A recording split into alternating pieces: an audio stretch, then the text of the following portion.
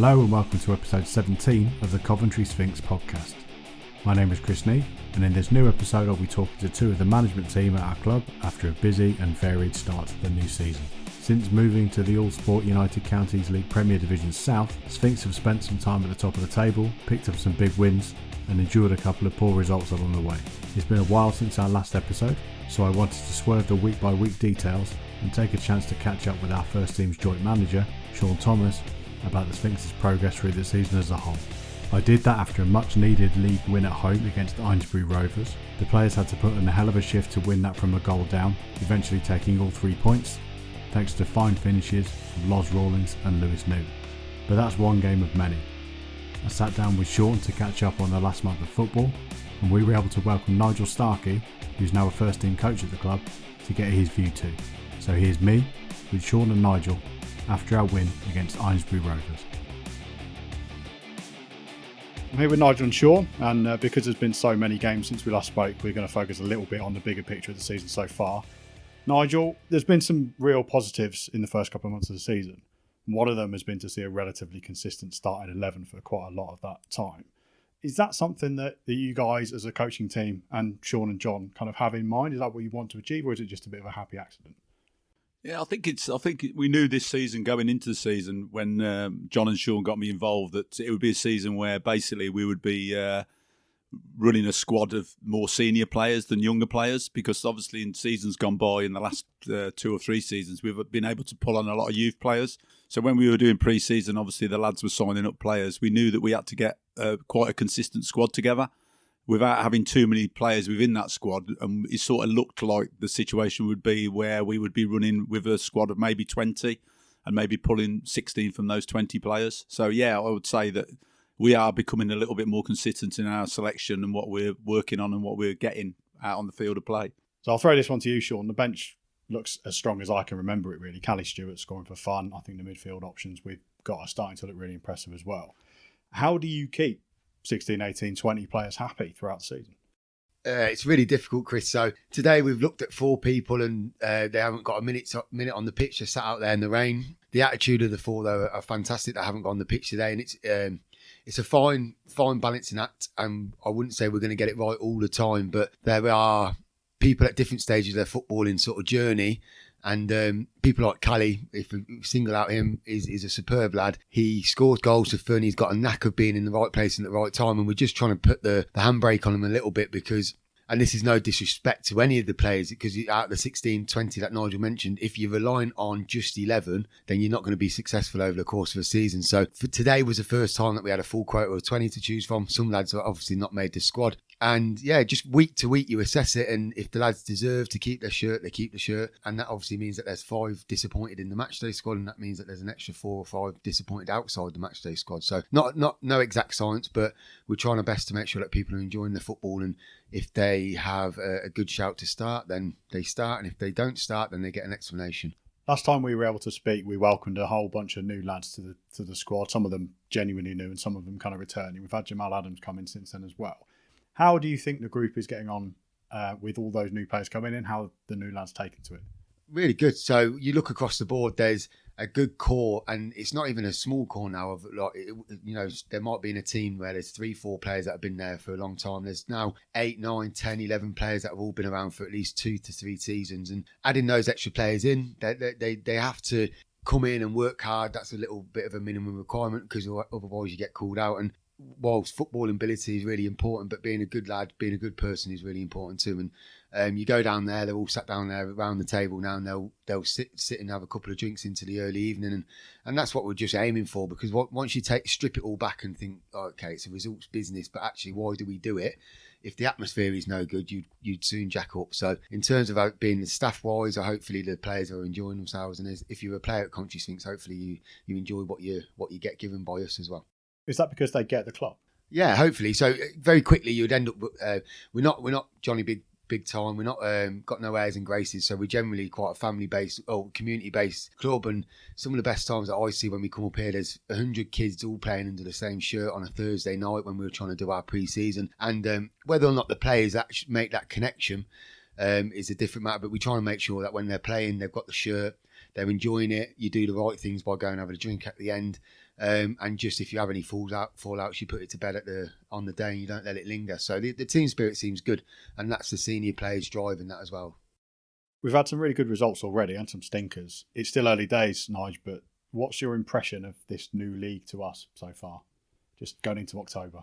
Yeah, well, it's obviously going to be a new experience because traditionally we've always played in the Midland League. So we looked at sort of the locations of the places we were going to, the travelling and things like that. But when it comes to the travelling, you actually look at it and you think to yourself, sometimes it can take me an hour and a half to get to Sutton Coldfield on a midweek game on a Tuesday night. So you can actually get down sort of the A14 and stuff like that, going out sort of Cambridge way, Northamptonshire way, just as quick. So effectively, and I think it's a well-managed league as well. I think looking at the fixtures when they came out, the guys that are actually doing the fixtures are actually thinking about where they're giving you these midweek games. So you effectively are quite close for your midweeks. And then maybe if you're going away to Biggleswade, that tends to be a Saturday, which you don't mind anyway because you expect to travel. So effectively, in regards to that, I think with the organisation we've got within the management team, we haven't had any problems coping at all with the distances.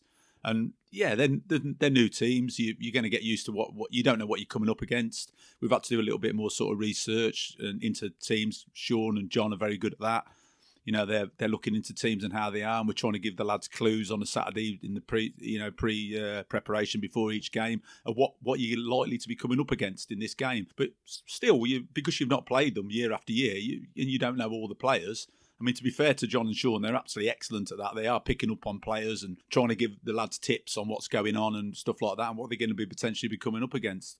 Because traditionally, with the Midland League, you'd come against them players probably playing for 3 or 4 different clubs within the league and within the years that you've been involved in it. So yeah, I think it's a good experience for us. I think it's good. The lads have embraced it. I don't think there's been any issues, and basically, it's all about sort of taking it forward on a week-to-week basis. Staying with you, Nige, we've had a few results recently that haven't gone our way, and I think unfortunately the performances have pretty much justified those results across those games after a really good run.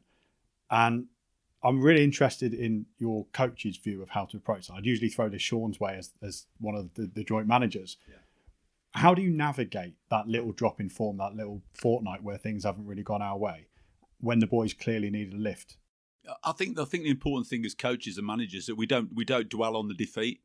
You know, we basically, even when we've won a game like we have today, there'll be still Sean thinking about it, I'll be thinking about it, John will be thinking about it, and we'll establish what things that we could still work on to be better. Because even when you're winning matches, you still want to try and be better. And I think that's the most enjoyable thing about working with the lads and the coaching and the training this year and pre-season and going into like now our Tuesday, Thursday training sessions is we actually do think about it and we make it interesting.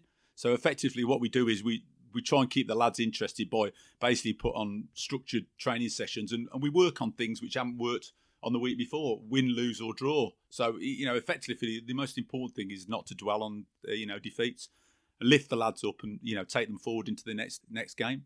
Last season's FA Vars run, Sean, has given us a bit of a weird little break that we've just had.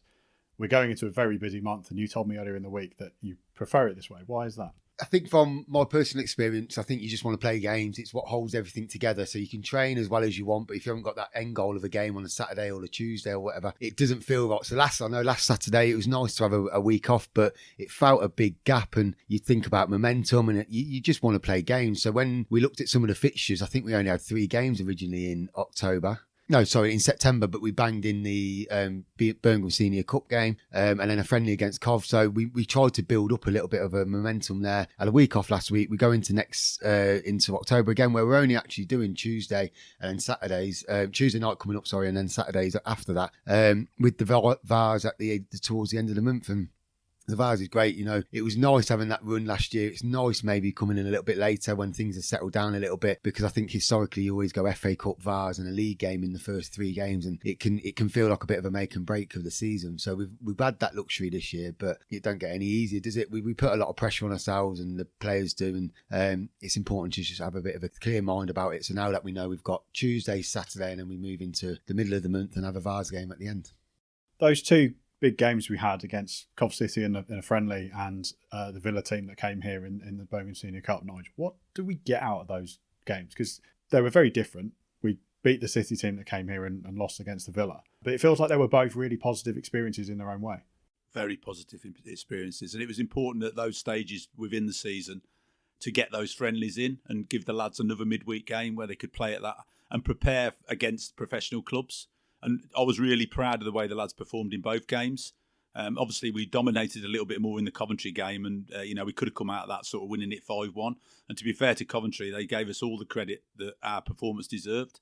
And then going into the Villa game, it's just nice to come up against really, really good players, and it tests your players against good players. And if you'd lost a game on the Saturday before and then you come up against the Villa, it was something that sort of gave the lads a lift. You didn't really need to turn up here on the Tuesday night preparing for a warm-up and getting the team talk done and stuff like that when you're playing against a professional club. So they were very positive things that I think that all the lads benefited from. I think the club enjoyed it. I think it was a credit to the club. The preparation of the pitch, we got good feedback from both clubs about the quality of the pitch, because previously Coventry wouldn't come down here. They wanted to play at the Hicks, which is true, and Villa have already said that they basically loved it. They were very respectful about what we did on the pitch, the way we tried to play the game, and effectively they're more or less offering us a friendly for next season. So that's a credit to the club all round. The one thing that has, as Nigel says, got a lot of attention from I think every away team I've heard right from the very beginning of the season has been the pitch. Shaun, does that change much about the way you send the boys out to play now compared to seasons previous?